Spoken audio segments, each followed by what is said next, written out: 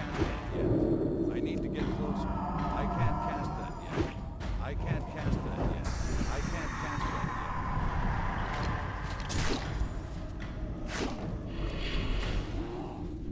That's still recharging.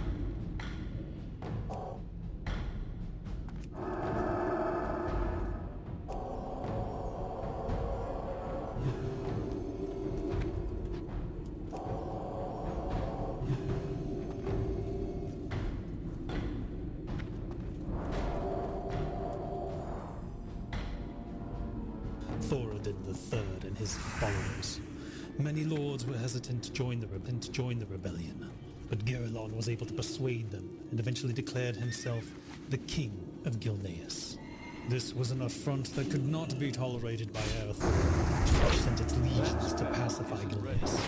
Numerous battles were fought on the peninsula, but despite the bravery and courage of Gilneas' men, the odds seemed stacked against them.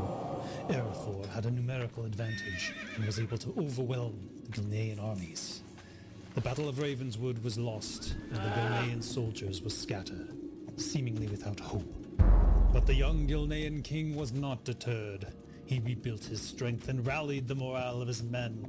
The final battle was fought on the hills of Stillward. Greymane assumed a defensive position on the hilltop, with cavalry hiding in the nearby forest. The Erethdorian forces were 4 times larger and better equipped, and they rushed Garelon's positions without considering their own men.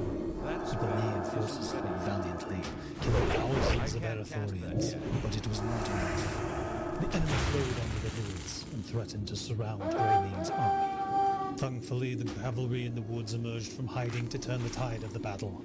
They galloped out of the forest, charging straight into the Erethdorian lines. Caught off guard, the Erethdorian formations were shattered.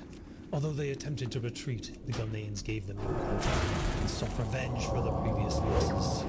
Thousands of Erethdorians were killed, including their king, Thoradin III, who pleaded for mercy, but received none. In the end, Gilneas emerged victorious, and the new young king of Erethdor soon came to sue for peace. Gilneas was granted its independence and joined Dalaran as one of the independent human nations. King Garelon proclaimed the emancipation of his Gilnean homeland, giving rise to the glorious Greymane dynasty. As the nascent kingdom of Gilneas began to thrive, it faced yet another challenge. The Magocrats of Dalaran, who saw land ripe for exploitation, attacked Gilneas without warning or declaration of war, in a clear display of their treachery.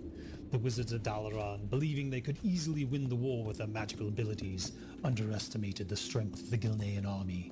The first Battle of Ebonmere was a complete massacre of the Dalaranian soldiers, and their mages hanged on trees from the city of Gilneas to the kingdom's border as a reminder to never again encroach on Gilnean soil.